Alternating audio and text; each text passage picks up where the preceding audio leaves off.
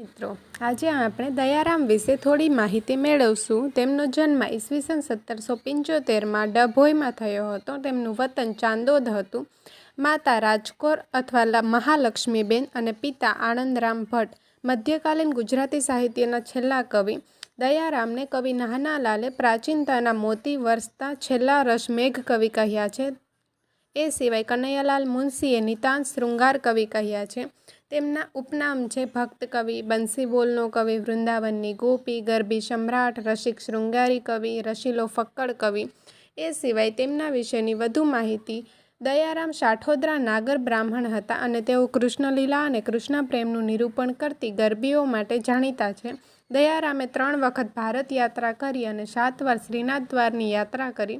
તેઓએ વ્રજ, મારવાડી, મરાઠી, પંજાબી, બિહારી, સિંધી, ઉર્દૂ અને ગુજરાતીમાં કાવ્ય રચનાઓ કરેલી છે. જીવનના ઉત્તરાર્ધમાં માંદગીના સમયમાં વિધવા રતનબાઈએ દયારામનું ઘર સંભાળી તેની સેવા ચાકરી કરી હતી.